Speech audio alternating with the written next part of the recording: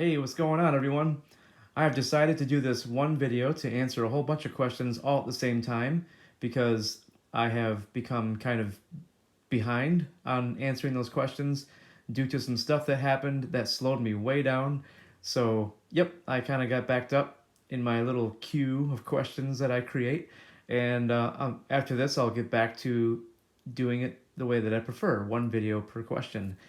So, here we go. Grab your sticks and let's have some fun. All right. Now, before I start teaching how to hold the sticks in the way that I recommend, I want you to put your hands on the part of the stick that's called the optimal balance point. And this is where you're not too close to the back end of the stick and not too far away from it. There's a precise location on every stick model. So I want to show you how to find that. All right. So what you do is you just simply do like this. I'm just pushing it a little bit, pushing it down a little bit rather, with my thumb, and just releasing it. And what you're doing by doing this is just looking for the optimal balance point. You're looking for the exact location of it.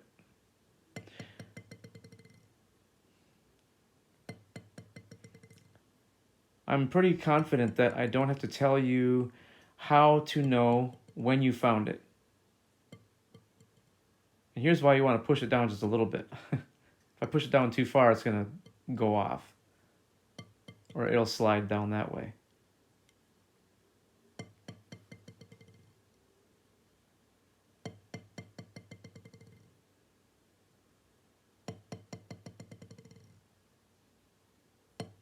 So I'll start back here again and I'll show you.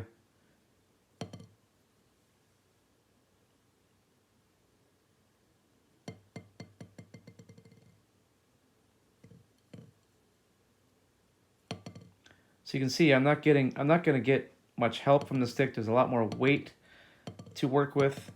The stick it's got a heavier feeling back here. But right here, this is the optimal balance point that I'm using here. It's the precise location of it. It's got the best.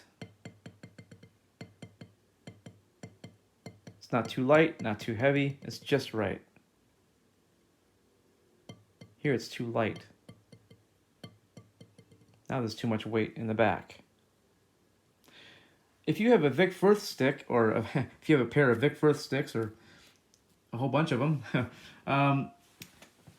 you can find the optimal balance point by looking for the flag. That's that's on purpose. The center of the flag is the absolute precise location of the optimal balance point. So I just want to try to show that real quick. And so it's like that on every single Vic Firth stick model. I was trying to make sure the round part of my finger, the peak of the curve is right on the optimal balance point. Seems to be. So anyway, back here.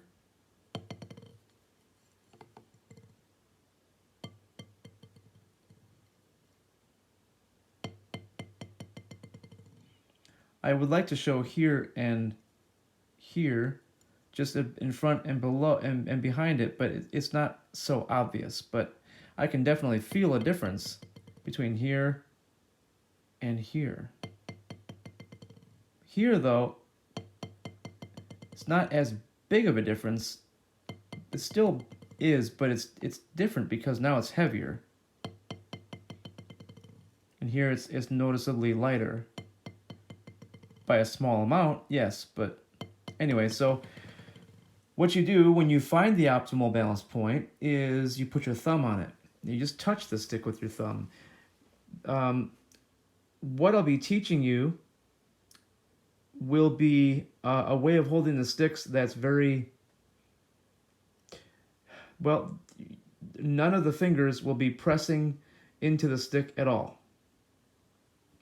Okay, so you put your thumb on it like this, not down here. And remember, the center of the flag on a Vic Firth stick is the exact location of the optimal balance point. So you can see that I'm putting the pad of my thumb on it like that. You know, it's like a thumb rest or something. So yeah, you can almost imagine this section of the stick being scooped out all the way around, making for a little curve for ergonomics, you know, for the thumb. But, you know, I wouldn't want that. And I won't explain why. I'll just keep going. Okay, so once you find it, keep your thumb on the stick and just take your ring and pinky fingers off, because we're going to start here. Think about the grip as starting or coming from this part, like, you know, from here. It's not between the index and thumb. It's just, this is a very gentle hold that I have on the stick right now. These fingers are just touching the stick more or less with just enough friction created to prevent the stick from dropping, because it's in a vertical position. Even here, it's kind of the same idea, but you know, in this position.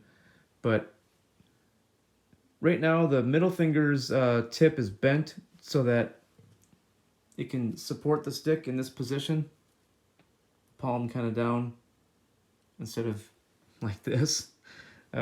Yeah, so all three of those fingers back there do the same thing, but we're gonna focus on this part of the grip for now. I like to call this the core of the middle finger fulcrum. So from now on, I'll try to refer to it as just the core. Or sometimes I'll probably say the core of the middle finger fulcrum, you know, the long version of the name that I have given it. But yeah, so the stick just kind of chills, you know, it's just sitting there chilling on the fingertip right there. It's on the, well, it's a finger pad really, but you'll find that when you get this grip completed, you'll get like with the finger pads of the back fingers, you'll get like a little call it like a finger shelf. Oops, let me fix that problem there. Coordinating this is not the easiest thing in the world between the, there we go. Sometimes it is easy and sometimes it's not. All right, there we go. Now the stick just sits there on those fingers, and I mean, I can almost teach it this way, where just put the stick there like that, just touch the stick with the thumb and index, keep those fingers relaxed all the way, and that's pretty much it. That's the whole thing right there. But there are too many things that have to be understood so that this thing has no chance of failure. So we start here in the core, and we make sure this is working correctly. The index finger is not in use at all. Again, the middle finger is bent at the tip, just enough to get on the stick like that. And the stick is in the same position as the thumb goes to when the thumb is completely relaxed. When the thumb is completely relaxed, it just goes right there. When it's not relaxed,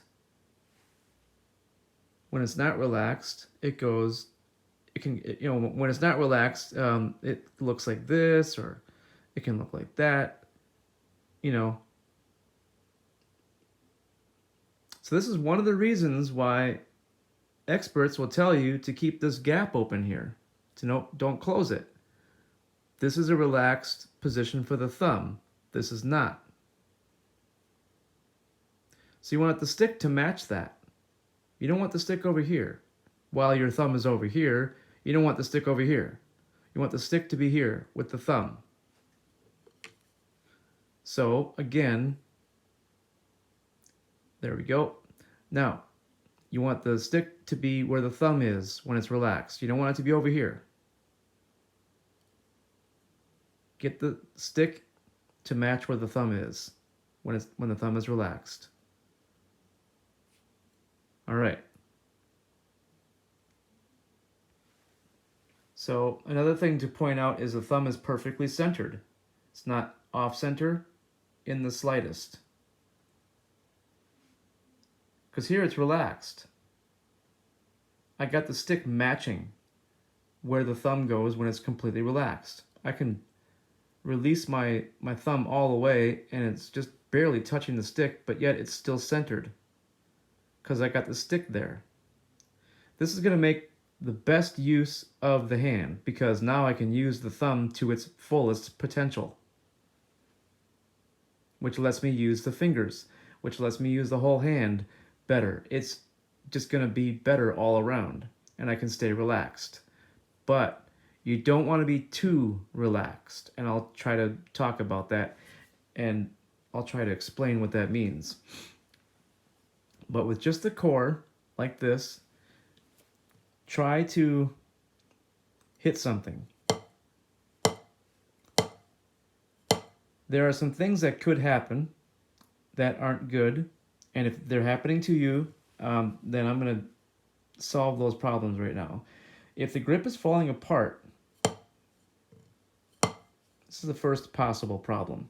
If the grip is simply falling apart, you can't keep it together, there are two possible culprits. Excuse me, there are two possible culprits. Didn't pronounce it the way I wanted to. One possible culprit for the grip falling apart is the thumb being on the stick but off center, which I think is easier to get off center when the stick is not quite matching.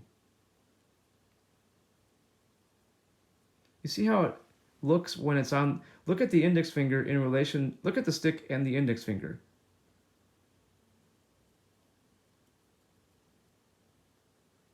Look at where the thumb is on the index finger. It's not touching it, but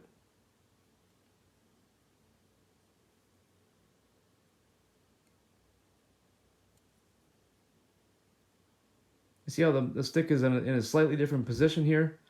Now the thumb is off center to the left. Get it centered and get it relaxed. So don't try to match the, you don't want the stick too far up the index finger because then your thumb won't be relaxed. You see? Now my thumb can't stay relaxed. I have to keep it there. And after a while it's gonna start to be a little, I'm just gonna have a tendency to want to release the thumb. So get the stick there to where the thumb wants to be when it's relaxed, and then it should be right on center. But if it's off center to the left a little bit and relaxed, it can fall apart. So you gotta fix that and get the stick to match where the thumb goes naturally when it's relaxed. Another possible problem, if this wasn't the culprit for the stick for the grip falling apart, is that you could be too relaxed with the middle finger. Again, we're just doing the core only right now. Which this applies to all three fingers too. You can be too relaxed. And I'm going to show what I'm talking about with just the middle finger. I'm going to hit with a fair amount of force. I'm not going to whack the practice pad, but the middle finger will go from here to like here, sort of. It's going to reach. It's not going to press into the stick. It's just going to stretch across a little bit. So I'll start like this. And it's sort of reached over a little bit. As I continue to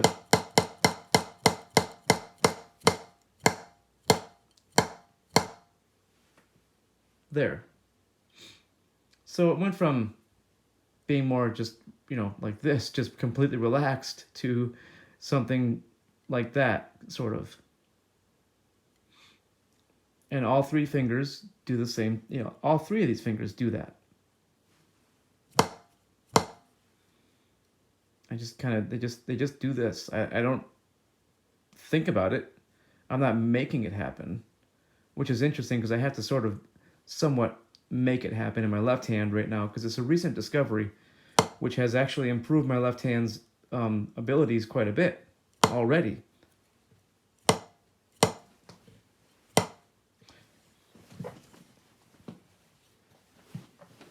Excuse me.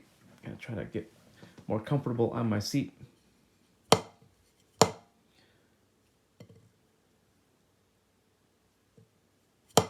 Whoops. I simultaneously thought I would try to demonstrate what happens when the fingers are too relaxed, but changed my mind at the last second. So I'll just stay focused on that about that part, because when the middle finger is too relaxed, it just, even though the thumb is where it's supposed to be, or the stick is matching where the thumb goes when it's completely relaxed, even when that's correct, as we shall say, the middle finger being too relaxed doesn't let me have any stability. It can't be like that.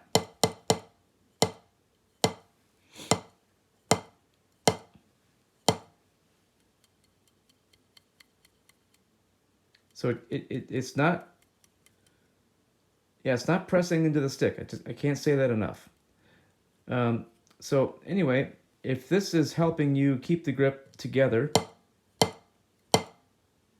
then you're doing pretty well. Now, if you can't, try to do this. If you can't do this, or if you can't do this, where you flick the hand backward very slightly and you let the stick go, if the stick can't move freely in the fulcrum, then you could be squeezing too tightly, or you could have the thumb above center, which is a little unlikely, but it can happen. So now I can be completely relaxed, just the core, right?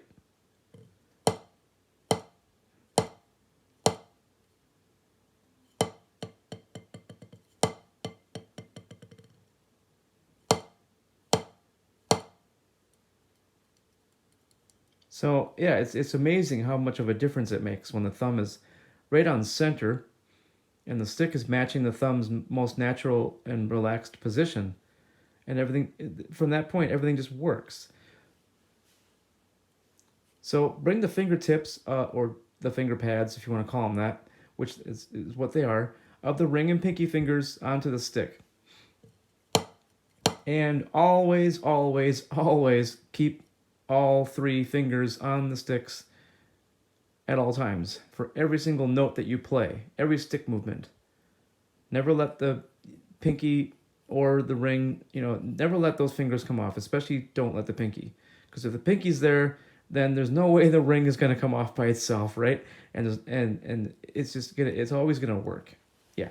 So just make sure you at least focus on keeping the pinky there, but don't try to work from the pinky. Don't try to do your stick movements from the pinky or from the fingers. So it's not finger control in all positions. It's only finger control here. You can do wrist strokes as well, which is not finger control, but here the fingers are just helping me make a wrist stroke, and they're helping the stick stay stable inside this space. You see what the fingers are doing? They're not limp. They're not limp at all. They're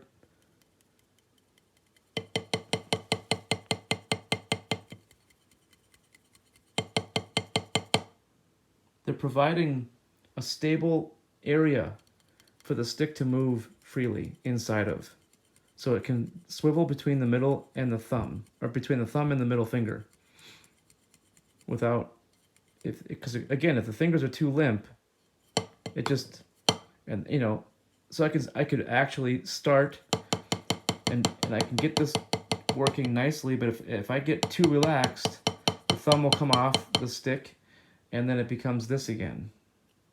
Actually, I haven't shown this quite like this yet. So I see this a lot.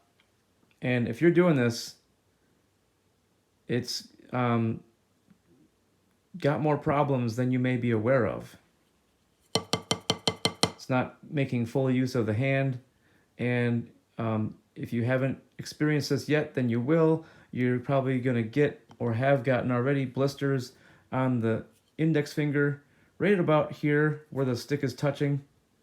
in this general area between the, well, you can see in that general area, and more there, really, not there, but more like, you know, because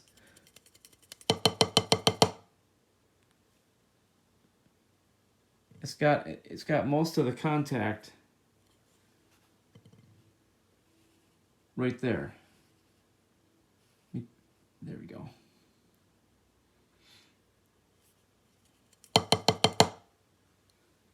And you can get a blister on the side of the thumb. And yeah, so if I stabilize everything with the back fingers, I can keep the thumb on the stick, or I can keep the stick into this position so that it just continues to work.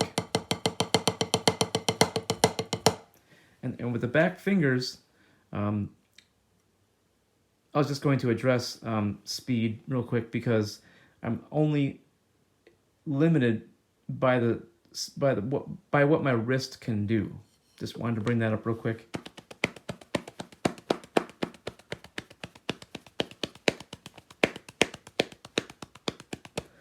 It's probably about my limit, and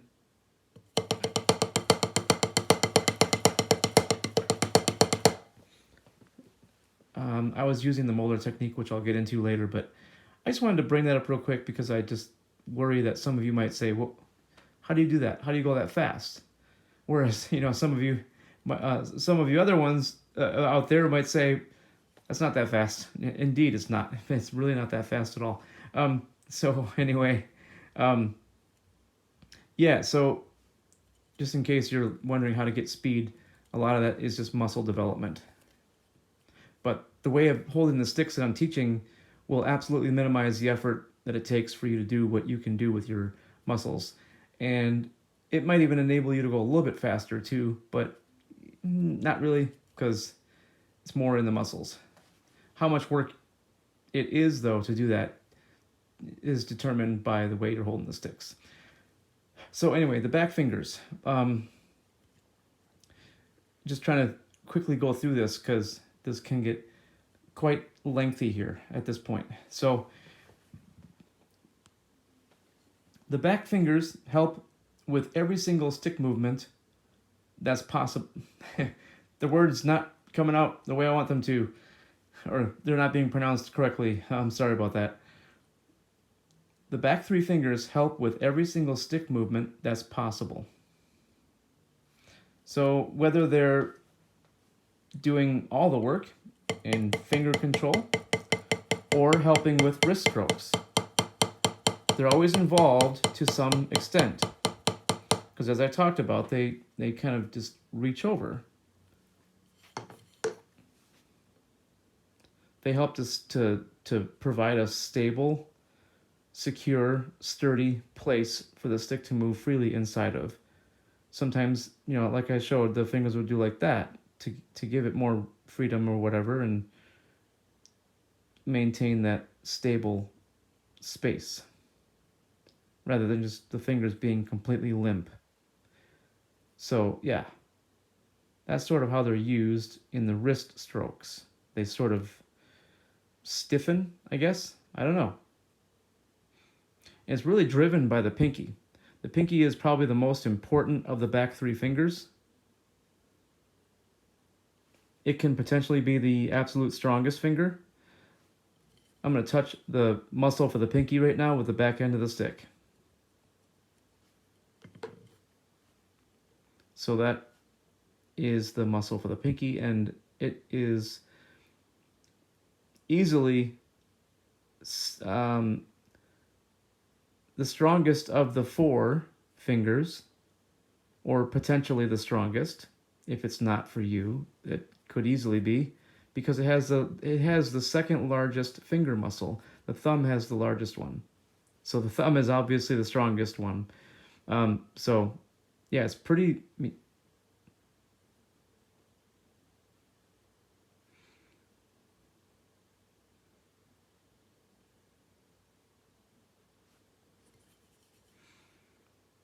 I decided just to stop talking for a second and let you see just how important that pinky really is. And at no time, once again, I'm not pressing any of the fingers into the stick. It's always free to move. Always free to move, no matter what.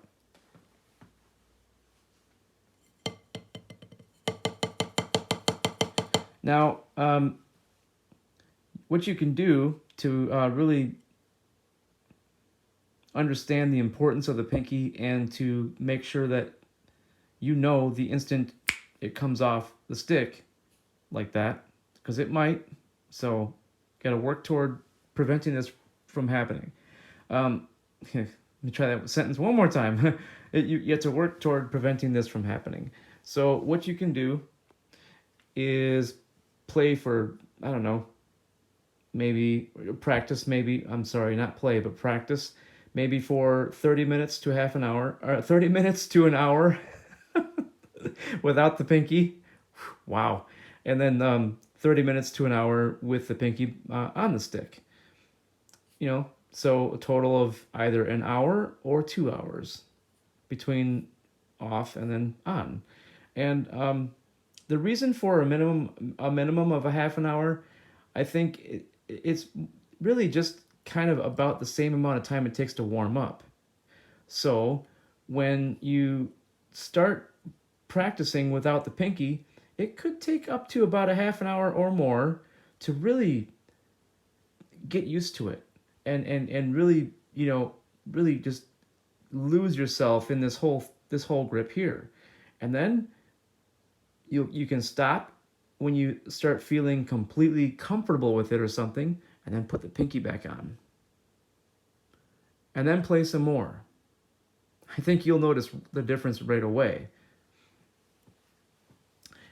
And so what this will do is it'll also give you, not only will it give you the benefit of knowing how important the pinky is and what its role really is, but you'll also feel exactly what it feels like to have the pinky off, which means you can identify, as soon as the pinky, you can identify the moment and the feeling immediately when it comes off, if it does.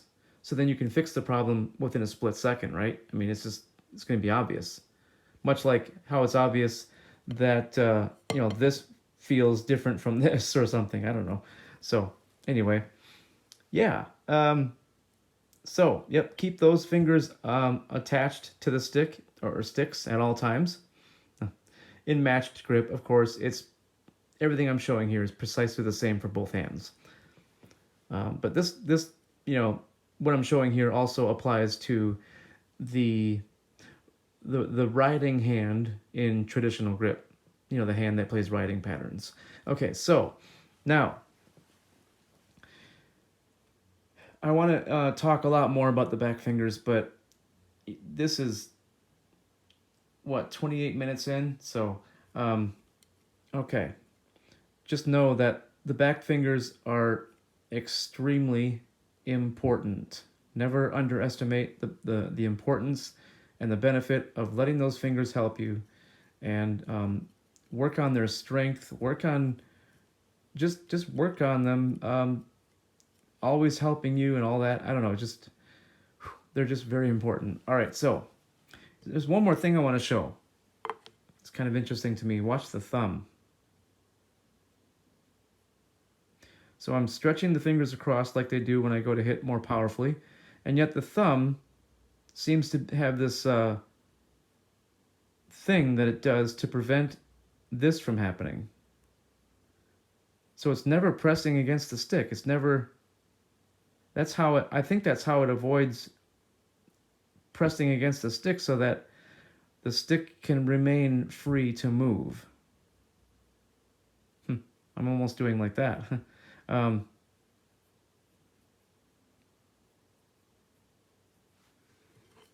not doing that consciously. It's weird. I don't know how to explain this, but the thumb and the index finger help keep the stick in line, straight up and down. Without the index finger, the stick can start going side to side, or without the thumb and index finger, the stick can start going side to side and just all over the place. But with them touching the stick, with the thumb and index fingers See, it's all about the back fingers. I can do this all day. I'm ready to go. I'm not holding between the index and thumb. The thumb is just touching the stick and the index finger is not even in use. It's just touching the stick, but not on purpose. The thumb isn't even intentionally touching the stick, it's just there. But when I do this, it demonstrates that with those fingers touching the stick, it'll just go straight up and down. It can't go side to side at all. So it can't start going up and then back down like that or something, which it would do if you can sort of, it's possible for it to, yeah. So I also want to show this too, just how relaxed the thumb and index fingers are.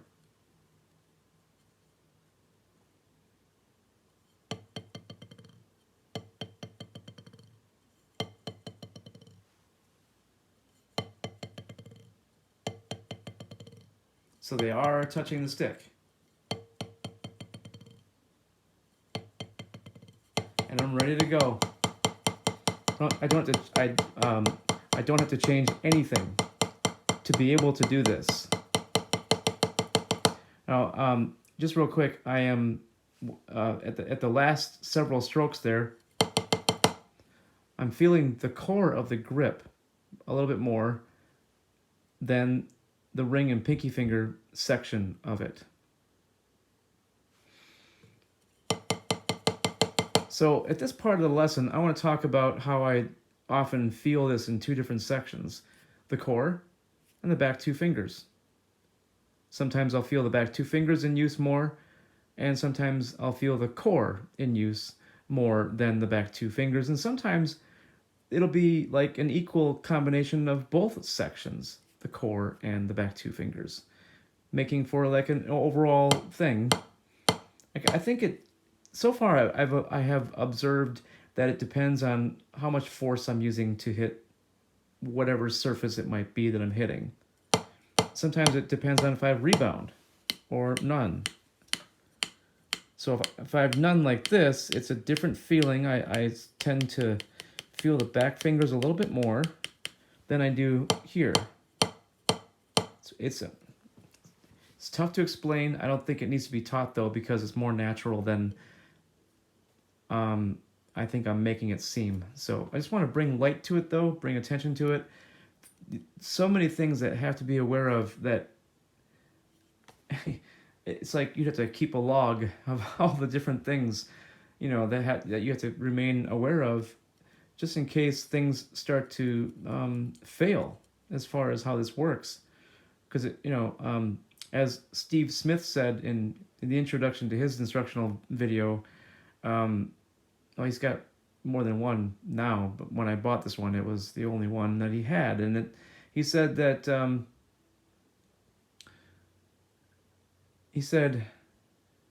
a good technique transcends style. Although some techniques are better suited for some styles than others, the underlying principles are still the same. A good technique allows you to play in a way where the drumming feels easy, it sounds good, and you're not hurting yourself. It's very possible for drumming to feel easy, just like he said. And it should sound good. It's possible for it to sound very good with that easy, effortless feeling.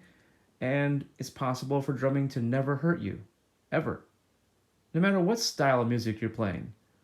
Look at some of the absolute best extreme metal drummers. They're just sitting there. They're just kind of doing stuff. No big deal. They could be chewing bubblegum and no big deal. It's easy for them because they have good technique. Now, there are some out there playing extreme metal, and they're obviously exerting tons of effort because their technique is, well, it has room for improvement. It doesn't mean that it's preventing them from doing some amazing things. It's just making their job harder. And that's what I'm trying to show here, is to make the job of playing, music and executing your ideas as easy as possible. So that you're just kind of sitting there going, no big deal, this is easy, I could do this all day kind of feeling, I wasn't prepared for doing that, but yeah. So anyway, all right. So yeah, trying to figure out at the moment exactly where I left off here. Wow, sorry about that. Um, but it feels like I'm completely done explaining how to hold the stick for the middle finger fulcrum. Um, so I just want to cover this in a different way, real quick, because I have two different ways I could teach this, and this way is, well, it's, I don't know, it's a little different. All right, so I was just gonna say there's also a big gap in there, but it should be there if you're doing everything that I've taught you so far. That's why I kept going like this. I was trying to get ready to say it. Okay, so this way of teaching it is a little different. Get the stick resting on the fingertips of the middle ring and pinky fingers, and just touch the stick with the thumb and index finger, and boom, you're good to go. I feel like I showed this already, but if I didn't, well, there you go. I just showed it. So yeah, it's just that simple. And with this grip, you should be able to do a continual bounce on a surface that has rebound, of course, which has the exact same physics as bouncing a basketball. I am not lifting the stick here at all. The stick bounces up, and I just push it back down, and then it starts to look like I'm lifting it.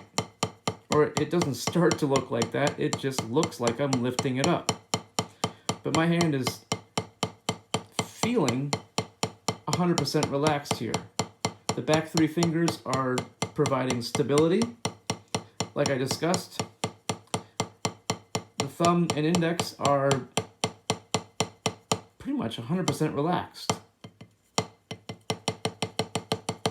Except for that thing that the thumb does when the back fingers provide stability.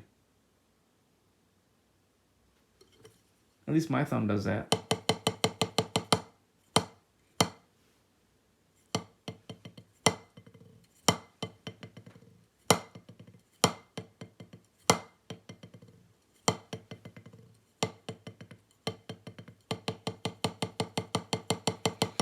So then from this continual bounce, you can start using the Moeller technique. And I want to take this opportunity to say that the Moeller technique isn't a way of holding the stick. It's a way of moving. The Moeller technique can be done without a stick.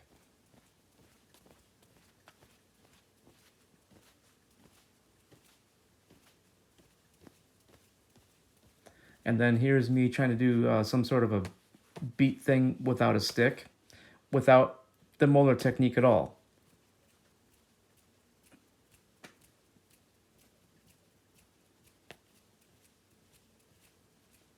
You see the difference?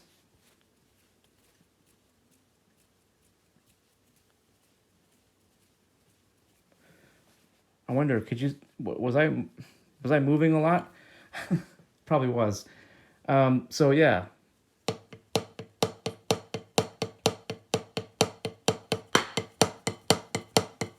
I was slouching a little bit too much there. Got this, okay, this is something else to be aware of. All right, add it to the list. Here we go. As you adjust your posture from a slouch to something a little higher, to like good posture, back to slouching. See how as I adjust my posture, it also adjusts all this stuff. So yeah, be aware of that. Add it to the list. Okay, so anyway, yeah, so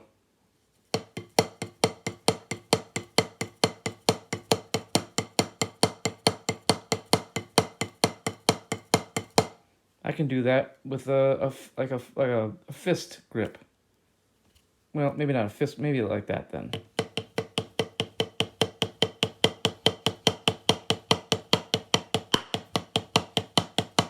That would be interesting to see that in slow motion. all I can see a lot of the vibration of the stick being absorbed 100% by me. Anyway.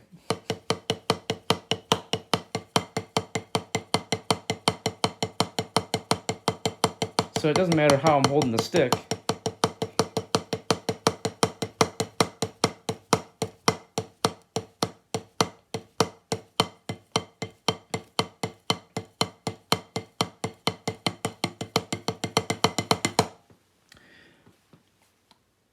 The Moeller technique makes absolutely beautiful use of the middle finger fulcrum.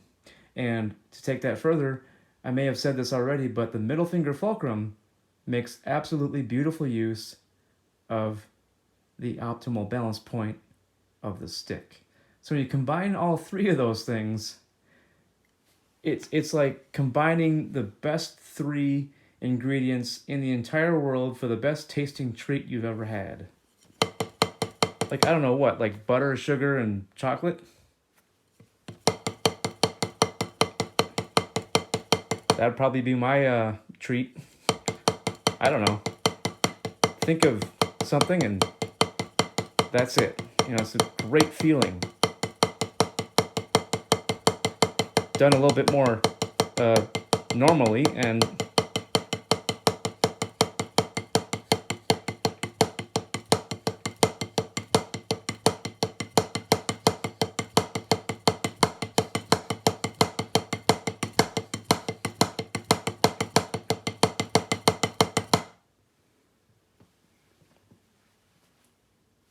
so yeah, I kind of shrugged. I'm like, no big deal. I could do that all day.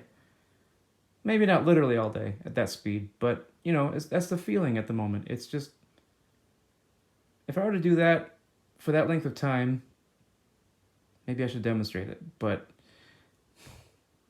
well, with a different grip where it's a lot more work, like between the index and thumb or something, I would probably be somewhat winded at the moment. Not like a lot, but just enough to the point where, like maybe I would want to have a few extra breaths between some of my words, just to kind of catch my breath for a couple seconds, to get back to this feeling that I'm at right now, where I'm still completely relaxed. Struggling to figure out how to explain this stuff at the moment, but it's just this thing where it's just like, you have to feel it. You gotta feel it. It's just, oh.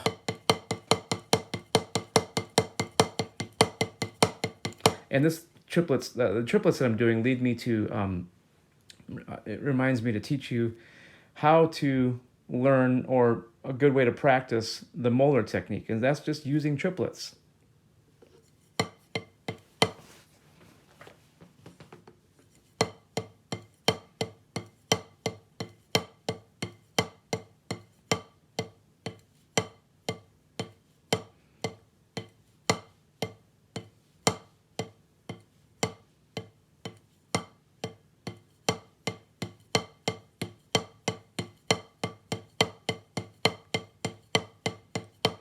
I think that's a good speed to be at right there, because it's a little bit easier.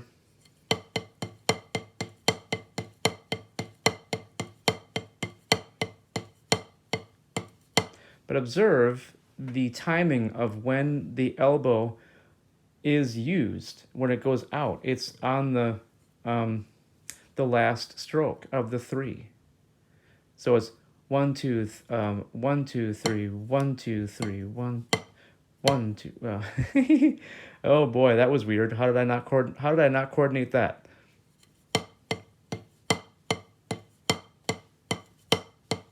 So it's like I'm thinking about it too much, so I wasn't smooth, but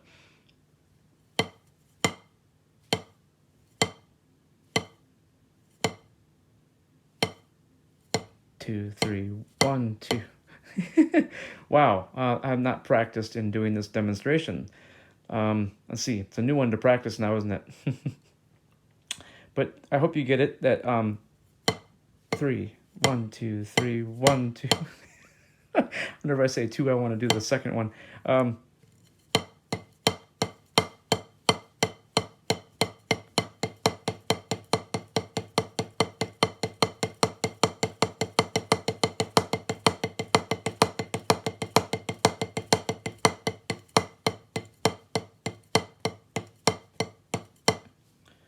So it's not like, you know, on the first stroke of the 3,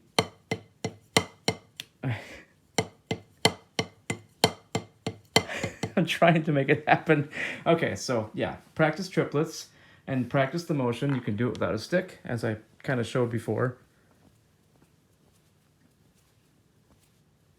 It's like a wave that flows from one side to the other, from the like the elbow if you start it there, and then to the end, whatever that might be, like your hand when there's no stick, or when there's a stick. And here is an opportunity for me to show you this.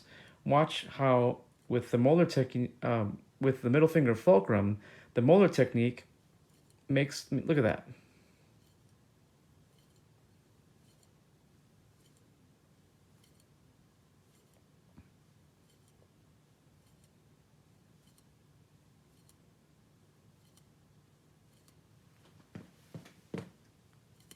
That was my hard bottom slippers on my chair mat.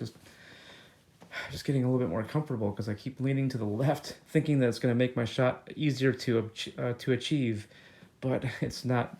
So I'm still doing it. Like I got to stop doing that. Makes it more difficult to do my stuff here. See, it's like a little teaching opportunity. Try to stay balanced and like comfortable on your seat, in your drum stool. You know, on your drum stool rather. I think I said in, but yeah. So anyway, it's very important to be comfortable, relaxed.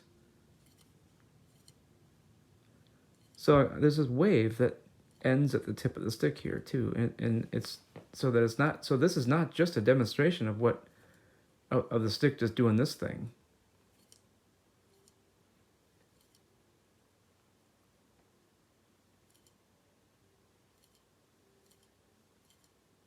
If I hold the stick tightly between the index and thumb or something, then my hand will move a lot more to do the whole motion. It's still because of the molar technique, but now my hand has to move a lot more, and it's a lot more stuff. It's also much more work when I'm not using the molar technique, or when I'm not using the middle finger fulcrum. They both start with the letter M, and sometimes that just, for some reason, I don't know what it is, but it's just why I keep sometimes calling one the other. You know, it's not due to the way I think of it. So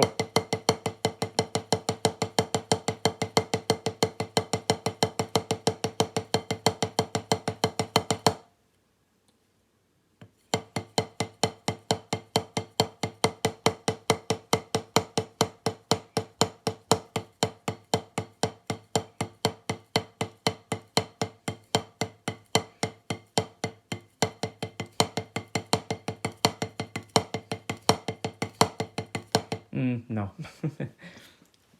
Thought I'd see what happens. Okay, yeah. So there you go. The molar technique. Different things you can do to work on it. You know, just work on the motion. One more thing I want to show is just maybe you could just do like one whip. Or just let it bounce. Doesn't matter.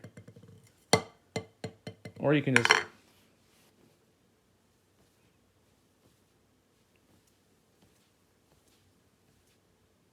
So, okay. And one more thing about the molar technique is when you use it to do a single stroke roll or triplets, you know, hand-to-hand singles or hand-to-hand triplets, you're going to get a natural accent. Let's see if I can just demonstrate the difference between the natural accent due to using the wrist and then how to avoid the natural accent as much as possible by relaxing the wrist as much as possible. I want you to hear the difference at least.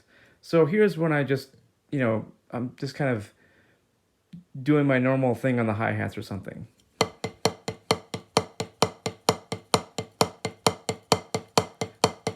Now I'm going to try to get rid of the accent or just minimize it. I don't think it's possible to completely get rid of it, but I'm going to try to minimize it.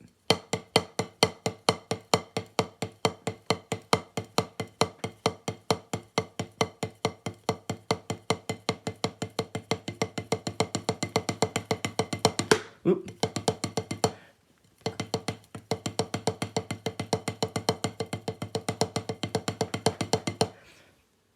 It's okay, but it's not as perfect. It's not as good as I wanted it to be. But see, I think that's made possible by the middle finger fulcrum, because in a different grip, that's going to be more effort to make that possible, I think. So I'll try to use the more common grip that I see, which enables the hand to be completely relaxed, but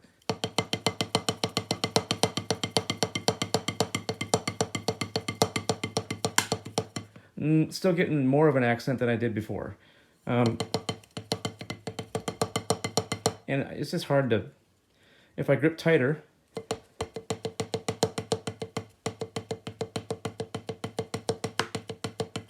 it's a lot more work. It's a, man, that's a lot more work. Holy cow. Whereas this thing, where I'm trying to minimize the effort, or where I'm trying to, which is that's the result of this grip, and also the molar technique, combining the two, well, and the optimal balance point, all three make the effort minimized. But when I'm trying to minimize the accent, using the middle finger fulcrum and the molar technique,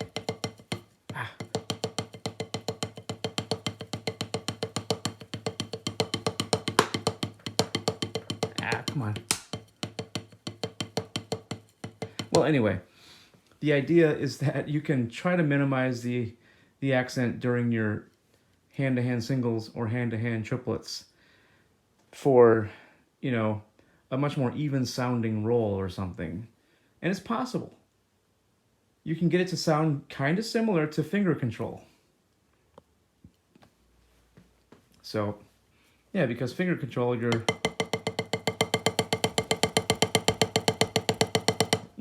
I'm not great at this, but...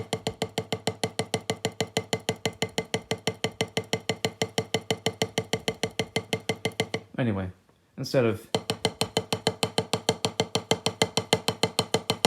Right? So... Well, you could...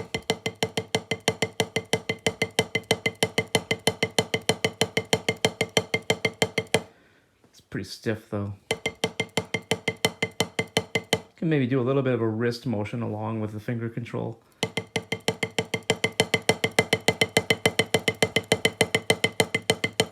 But it's much more work than this. I can go a lot faster. But it could be due to the strength of my fingers. Maybe they're not strong enough, but... When this has much more power and much less effort, I'm going to go for it. I like to follow the paths of least resistance. So, at least while I'm playing, it's a little different story when I'm talking, I guess. But anyway, I'm also distracted at the moment by a notification that came up telling me my battery is getting low. Oh, God. I don't want to plug in right now, but... All right, well, I need to finish and stay relaxed. So I'm going to just take this opportunity to try to plug in. Forgive me, this video is about to get a little bit unprofessional at the moment. Let's see here. Sorry, I'll just try to keep talking to keep you entertained while I try to find the end of the cable. Oh,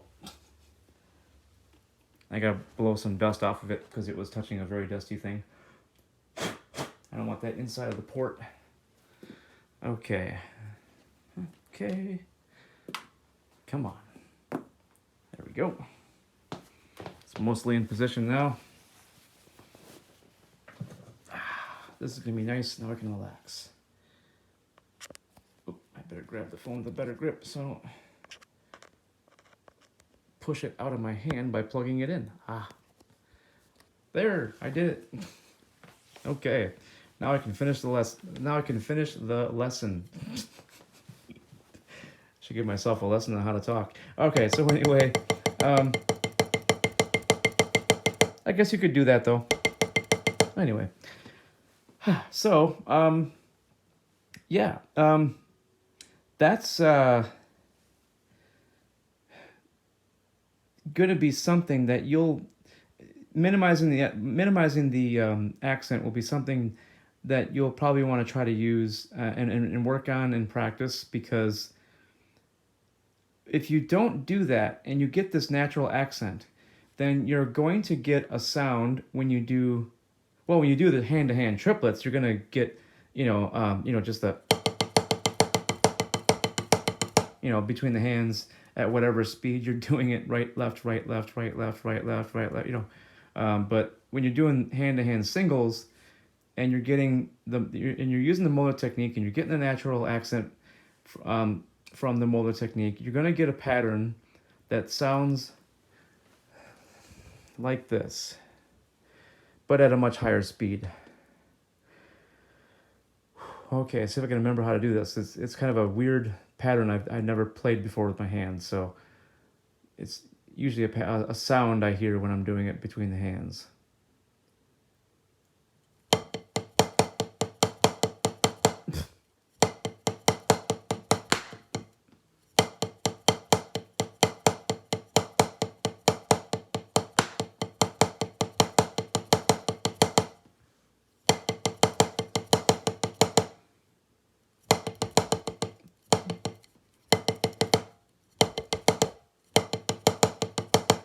So that's the sound of it, but imagine it, of course, double the speed or much more than that. And it's because of the way the Moeller technique is done between the hands when doing hand-to-hand singles. Just simply a single stroke roll with the Moeller technique. It's going to end up with the Moeller technique whips being,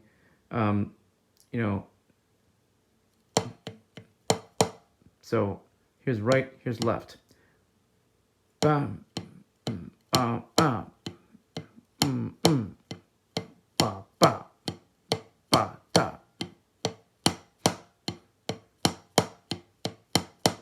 Something like that.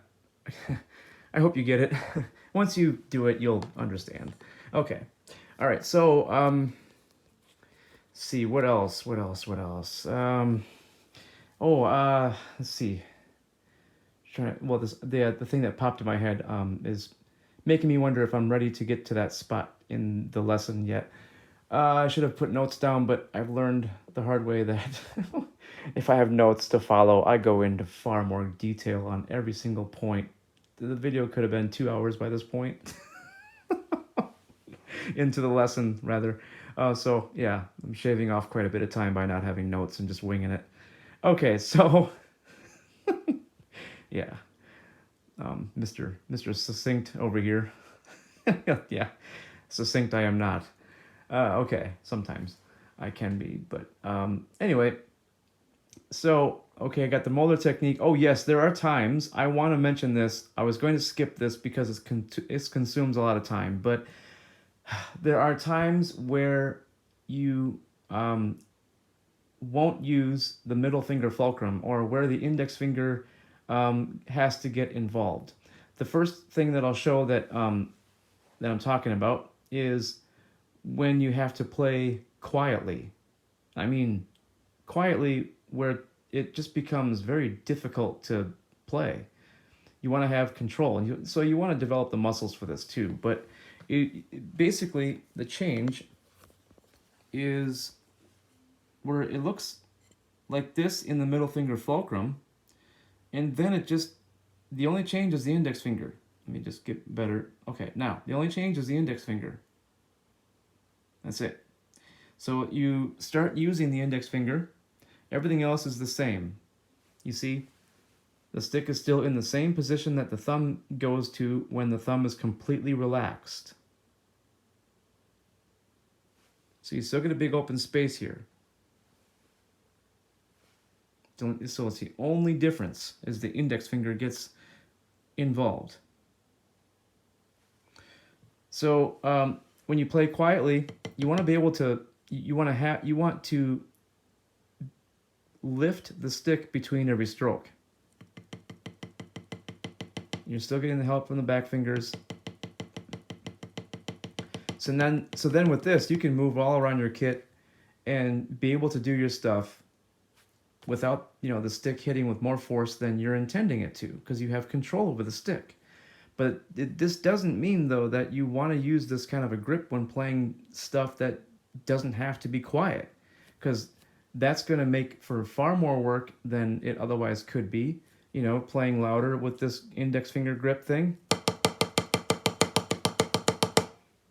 That's a lot more work than it otherwise could be. It's making your job harder for no good reason, when I can just use the middle finger fulcrum and not lose any control. In fact, I'm getting more control here, and it's a lot more fun. It's a lot easier.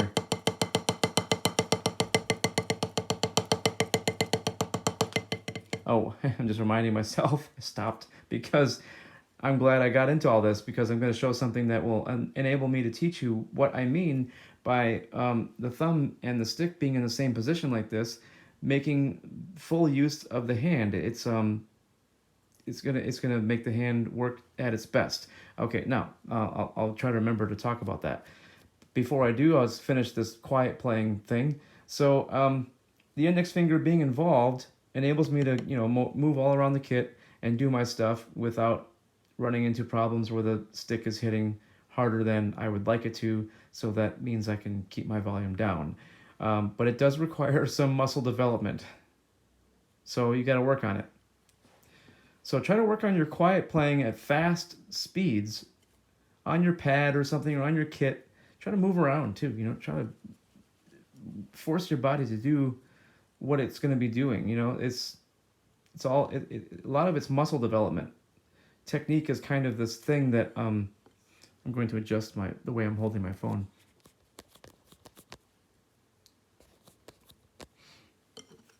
The balance of the phone changes when I plug it in.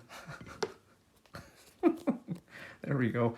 All right, so yeah, so it's not a matter of technique that is going to enable more power and stuff like that, more speed. It's a matter of your muscles. Yeah. The same for the pedals. The technique you're using is going to dictate how much work it is to do what you're trying to do. And then there's, of course, the muscle development, enabling even faster speed and higher amounts of power. But anyway, so when you want to know, though, how to know when to transition between holding with the middle finger fulcrum and the index finger, and then back to the middle finger fulcrum and all that stuff, what you can do is, when you're doing quiet stuff and you're working on your quiet stuff, go louder and louder without switching to the middle finger fulcrum at all. And you'll feel the effort go up. It's due to the stick movement. It's due to, just a lot of different things. And so that's a good way to know when you want to switch to keep the effort minimized. And that's the goal, is to keep the effort from going up. Just keep it as low as possible, like on a nice, even, flat level of effort, so that it never goes up, like that. And then the same is true for going from like the middle finger fulcrum type of stuff to quiet playing.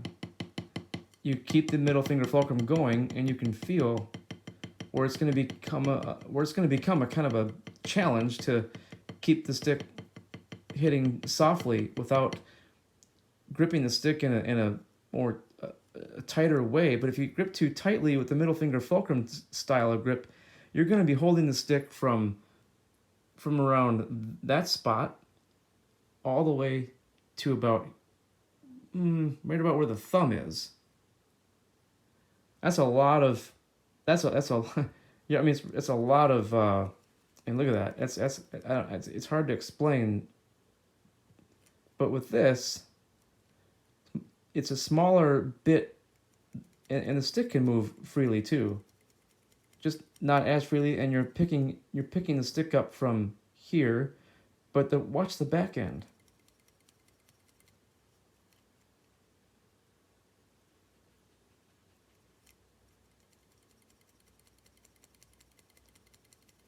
And even here, it's like you can still, you know, when you're playing quietly, it's, yeah. So the index finger hold is best for playing quietly. Um, yeah, because if you tighten the middle finger fulcrum, if you tighten the middle finger fulcrum up to get more control, it's just, yeah, look at that. It's just bad. So, anyway, yep. Not that you're gonna, I don't know. You can still do this once in a while, I guess, but yeah, it's just so.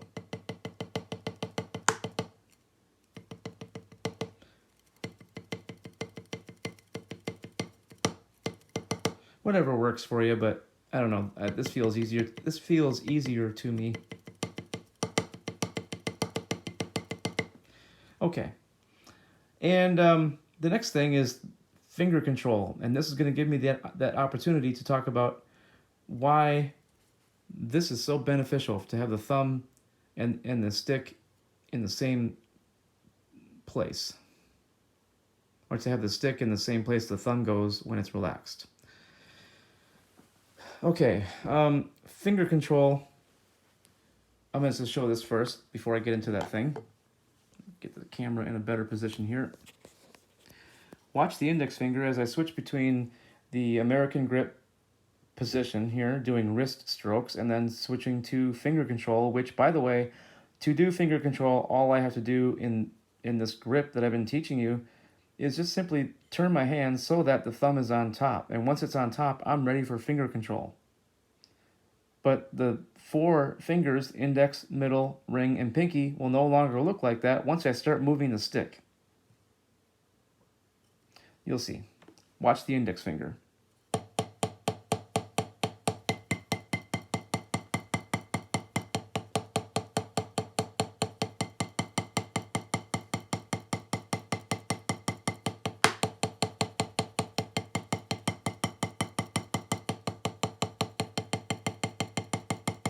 I'm not doing that on purpose, it's just happening because I'm staying relaxed.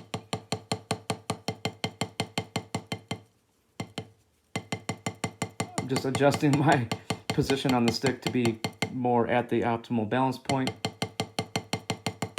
I felt it and I saw it. It's very important.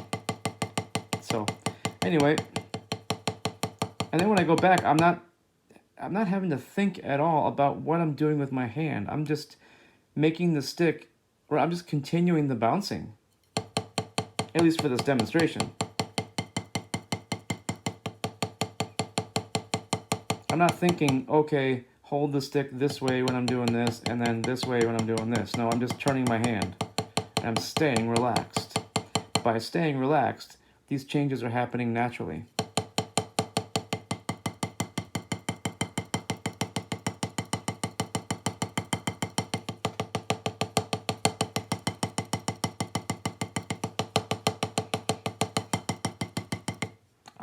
Let's see.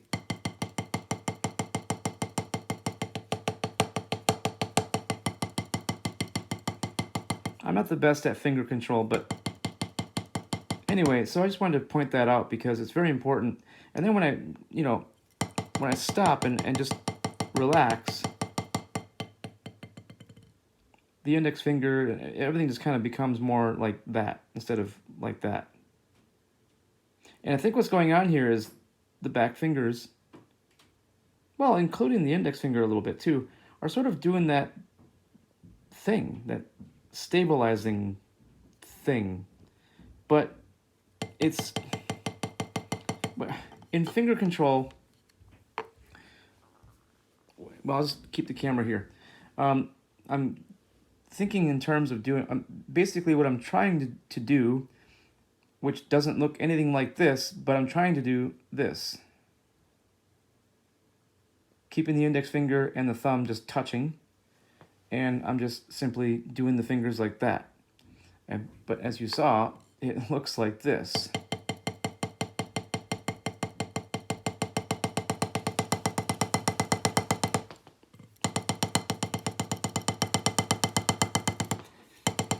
I'm trying to segue into talking about how having the stick in the same position that the thumb goes when it's relaxed how it benefits, well, how it just gives me better use of the hand compared to a grip more like this, where the thumb is not on the stick, where the stick is in a different position.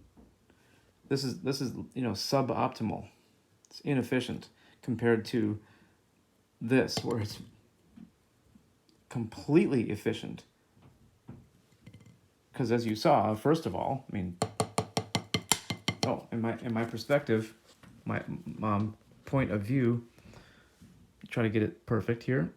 So when I do finger control, the stick is not pointed at me. It's kind of in between the pointed at me position, which is in French grip position. Here's American over here. French, American, French. My finger control position is right in the middle. So then, slouching, sorry.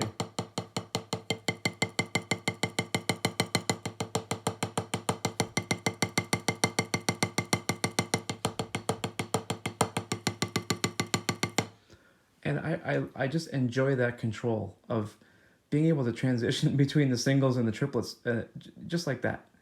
It's just, I love it.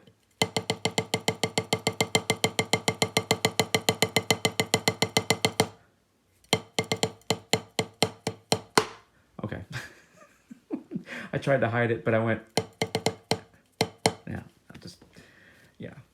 Anyway, so if the thumb is not, well, if the stick, I'm trying to find a better way to explain, or there's an old way that I used to say all this stuff that I'm about to say. I'm trying to figure out, it's like, get rid of it. I'm just going to say it in a new way, because I used to say, keep the thumb on the stick and centered.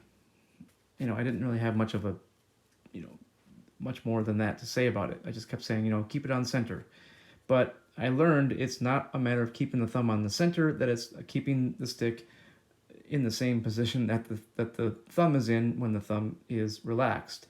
And if the stick is not there, then I can't do this simple thing. I'm not changing anything. All I'm doing is turning my hand. I love it. That's all I'm doing. I'm just turning my hand so that the thumb is on top. And boom, I can do finger control. And if the stick weren't in this position, if it were in a different position where the thumb is slightly off center, then I wouldn't be able to relax, because I would have to squeeze to keep the thumb off center, which, oh, geez. Yeah, it's terrible. I'm going to get a blister on my thumb if I keep doing that for several minutes. But with this thing where the stick and the thumb are matching, it's just as efficient as it can possibly be, and I'm getting the most use out of how the hand works. And I don't have to squeeze. There's no tension. It's just fingers.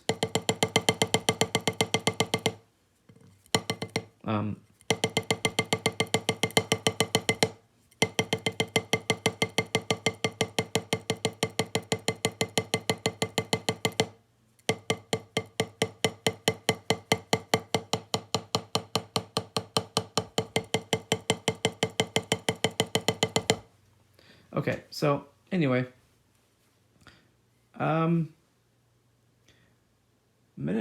an hour and 14 minutes into this lesson. Okay, well, I was trying to make this a lot shorter than that, but there are some things that just can't be skipped, like these things that I'm showing you here. There's a third thing that I want to talk about that uses the index finger and that doesn't use the middle finger fulcrum, but it would make this video so long that it would actually take YouTube about couple of days to process it in my experience so far. Once it reaches a certain length, I don't know what it is, but it suddenly goes from being a reasonable amount of time to being something that's just, I don't know. It's just, so I'm trying to keep it underneath that length. Okay, but it's the double stroke roll.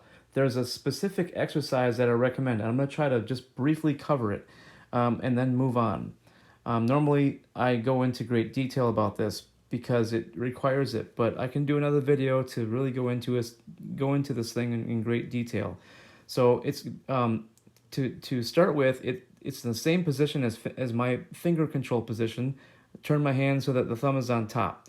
And there's a specific exercise that I recommend doing, which is, well, here it is right here.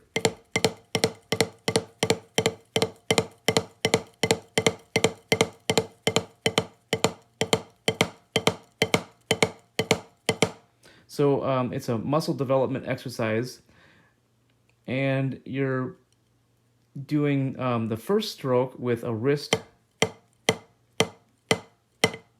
stroke, like that.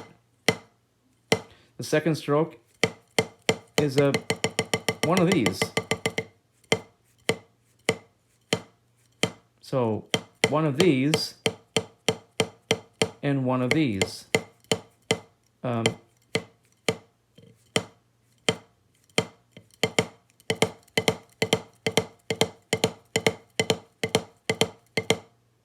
you want to do the shuffle sound, you know. Accent that second one with as much power as you can.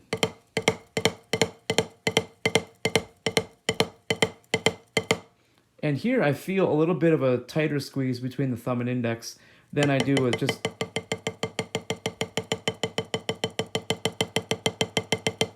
It's not a tight squeeze, it's just there's a bit of a squeeze. Sort of. Kind of like... Kind of, like a little bit. So yeah, that's so I can use the back three fingers more. So it gets more of a fulcrum between the index and the thumb to use the back three fingers. Sort of. I can almost just do it with the middle finger fulcrum, but a little bit less control that way, so I don't know. Play with it, but yeah, so work on that for several weeks. You'll see. It'll really take your double strokes to the next level, to the next you-know-what level. Okay, all right. And it's not just a matter of their speed, but their volume level. Both strokes can easily become the same volume. If you record your double strokes in slow motion, if you got some going already, you might find that in slow motion it'll be in sound instead of... It's possible to get that. And it's also possible to get, the second stroke accented if you want. So it's possible to control which stroke is accented. So yes, it's always two controlled strokes. It's never a double bounce roll. However, since I brought up rebound, you can do very fast doubles with no rebound. But you do have a speed limit because you're doing all the work to get to the point where your hand can execute the second stroke. But with rebound, it's bounced into that position for you. I almost heard some of you go, oh. That was my reaction too. I'm like, the first time I thought about that, I'm like, oh my God, yeah, of course. Now it all makes sense. Okay, so anyway. So yeah, that's the entire lesson, I think, on all the technique and grip stuff. So I want to talk about some exercise ideas and whatnot that you can use and should use.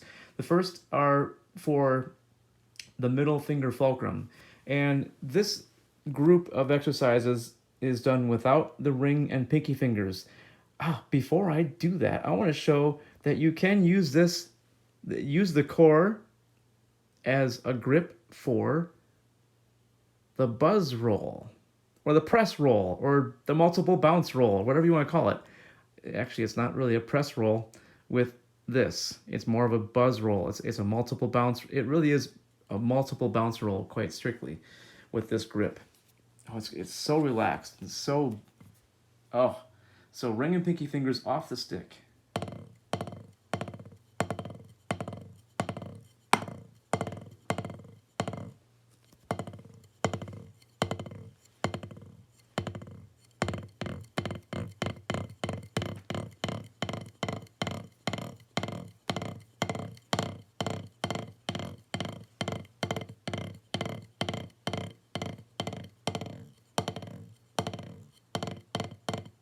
I wish I had both hands free to demonstrate just how much better this is compared to like something, something different.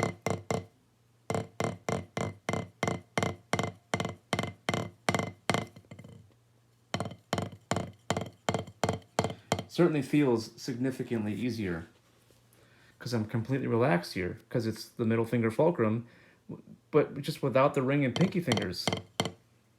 Checking my balance point, just making sure sometimes.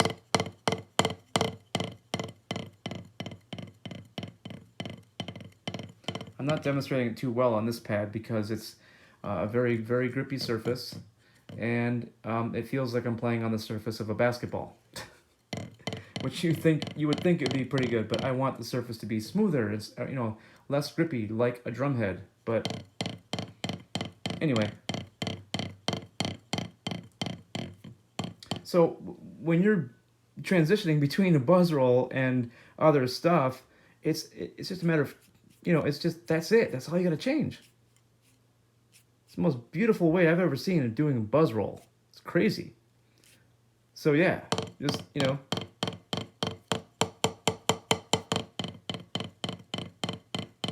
that way your grip never has to change because the core of it is always the same. Okay, now we're going to exercise the core. Basically, this first exercise is designed to help you get comfortable with the stick always being free to move in the fulcrum. Oh.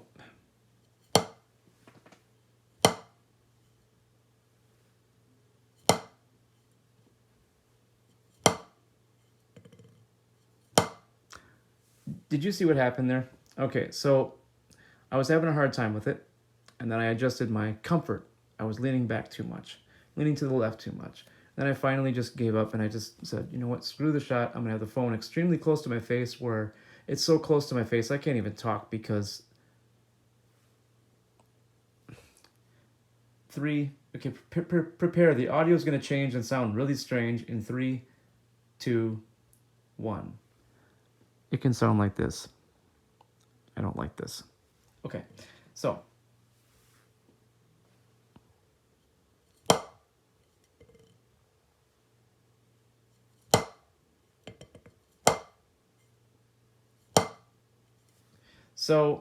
when I'm doing that, it's easy for me because I've done it several, like I was going to say several hundreds of times, but several came out twice.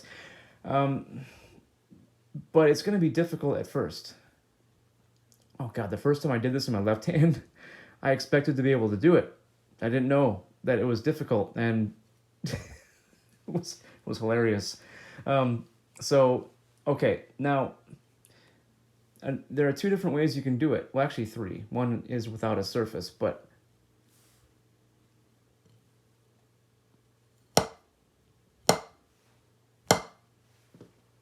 oh.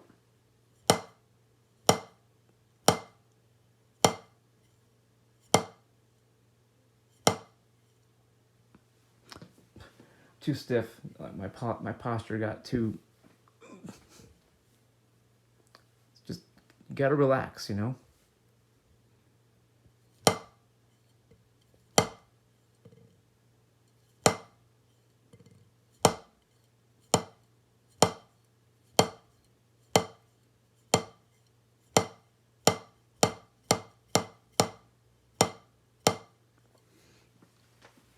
And so the third one without a surface is just simply, again, ring and pinky fingers off the sticks.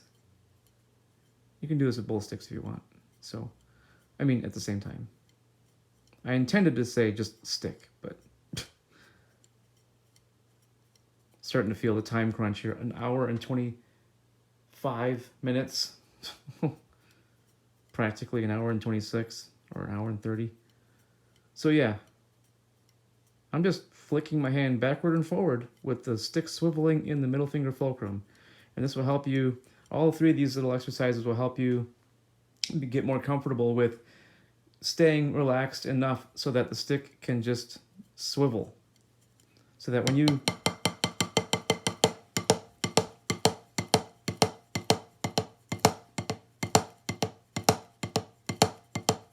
oh, and since I'm doing it, the shuffle is kind of similar to the double stroke roll in that the accent is something you want to work on.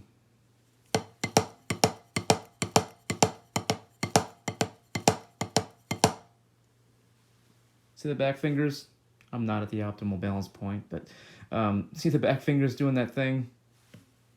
Ring fingers touching the skin of the thumb muscle right now. Instead of being completely relaxed, I'm not squeezing the stick. They're just...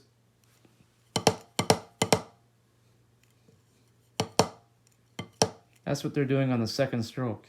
It's an interesting thing to me. This is that recent of a discovery for me that it's still making my jaw go, just drop open and go, wow. All these years and had no idea this was going on. Okay, now you can also just exercise with the middle finger fulcrum, the core rather, and just whatever comes to your mind.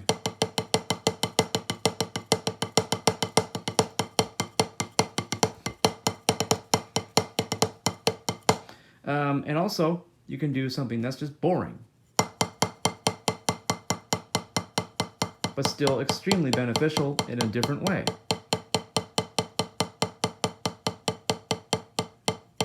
Any speed, different speeds exercise the muscles and your mind in very different ways.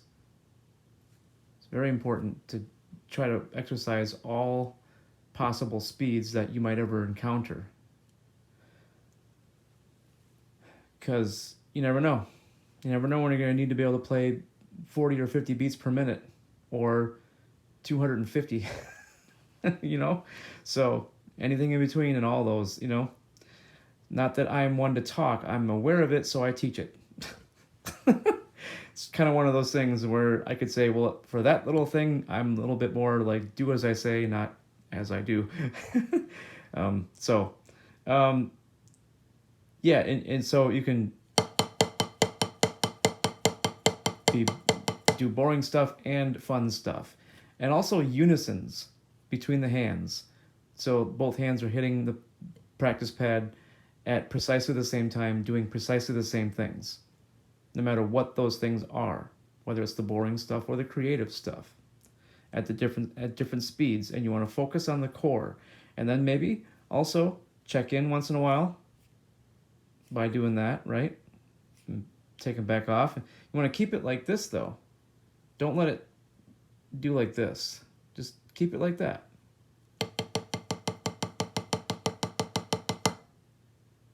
If you can, more like that. Wasn't precisely like that before, I think. There. Just trying to show how the thumb and the stick are in this. They're in line. My jaw just dropped open. I can't believe it. That's a better way to say it. Keep the stick and the thumb lined up. Well, yeah, no, never mind. I won't say that. But anyway, so, and also you can do finger control with just the middle finger fulcrum. Well, just the middle finger.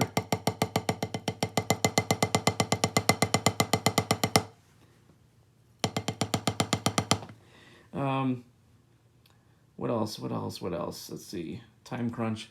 Um, come on, brain. I had some other ideas for the middle finger that involved the pad. I think. Nope. Okay. Well, doing this stuff will also exercise the middle finger, but in a different way than finger control will. Well, you can also do wrist strokes, I guess, with just the middle finger.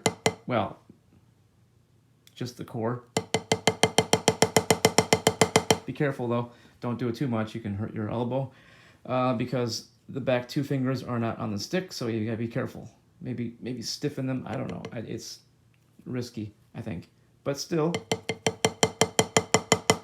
maybe if you really try to, I don't know, just throwing out ideas as they come to me now, but I'm going to stop doing that. That was just one idea that came to me and I threw it out. Probably thinking I should just throw it out. Trash it. I don't know, maybe. This exercise is, it's going to need me to change the camera angle again, but it's another exercise for the middle finger. You start in, there we go, in this position, and you use the middle finger to quickly and powerfully get the stick in this position.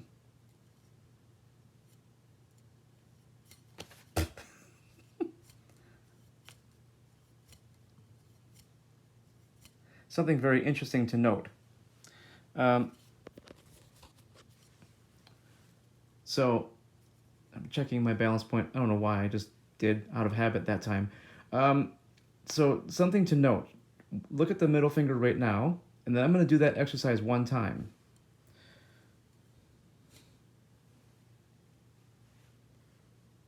I mean, look at the middle finger now. It's stretched way over. It is touching the thumb muscle now. It's sort of finished reaching over. Now it's touching. It wasn't before, but it was close. It's bordering on touching it. But again, it's the stick is still free to move. It's just so very important to understand that. And the thumb kind of did like that. Sort of stiffened. Oops. Bad composition. Sorry about that.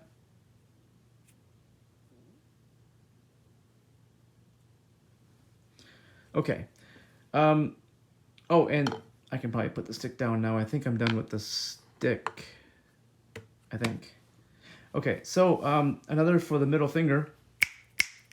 Literally just snapping, getting both hands to be able to do that. Whoop. Gotta clip that thumbnail. Ah, shoot. Well, you get the idea. Go fast, go slow, go powerful. As powerful as you can, though. Because to do a powerful snap, you need to press the thumb and the middle finger together very powerfully.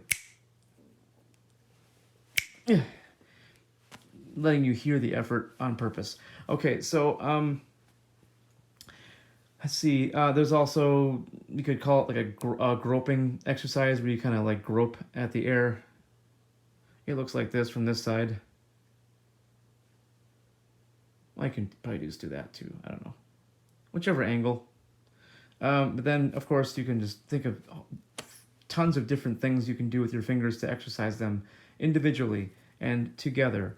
You know, I mean, just the sky is the limit. Come up with different things, different speeds for this thing that I'm showing you here that I'm just kind of...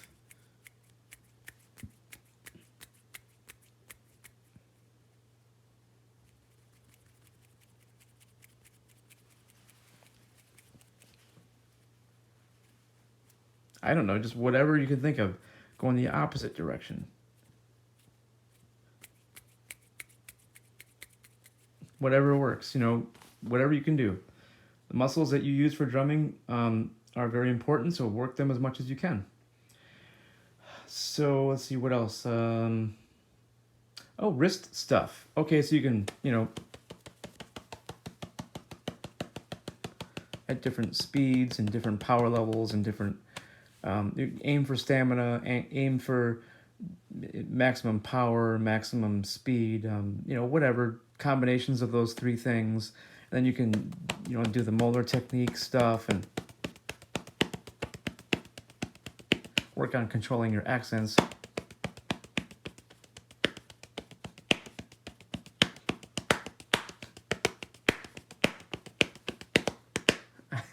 Oops. But you kind of get the idea is when you're doing creative stuff in your exercises, you're also exercising your mind so that you're exercising your ability to control your creativity. So that's an exercise, controlling your work on that, everything will help that you can do. And some other wrist stuff can be air drumming.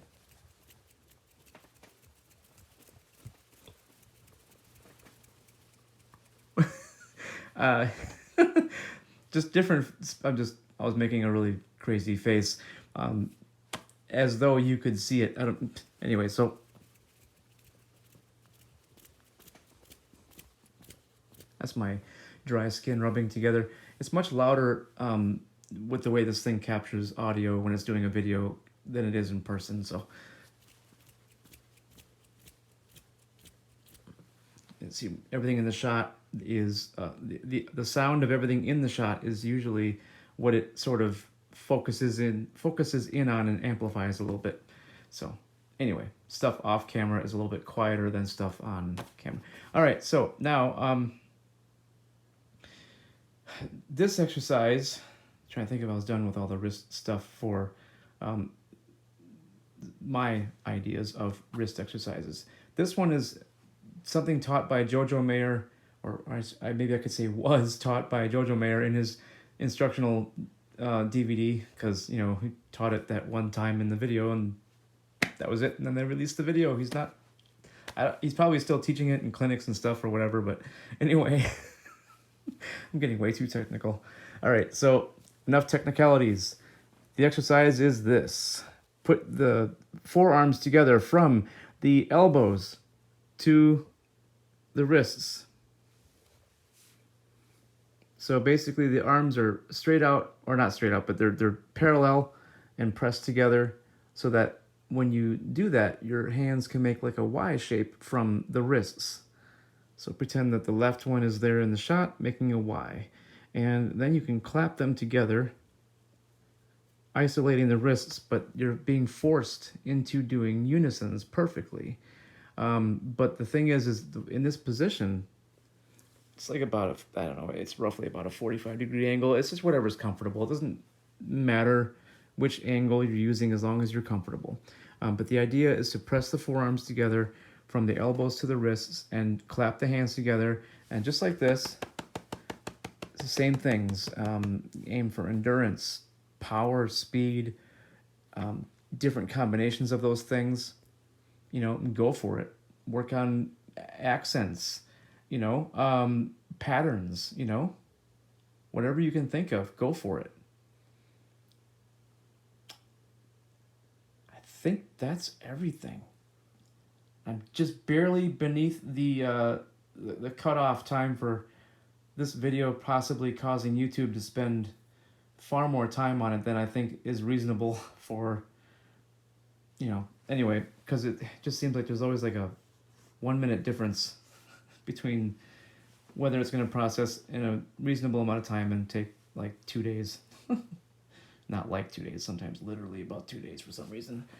Okay, well, anyway, kind of my fault for using 1080p at 60 frames a second, but it's a lot of these things require the ability to see everything I'm doing with smooth motion.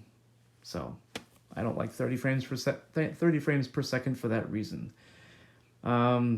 So yeah, that's it. That's the whole thing.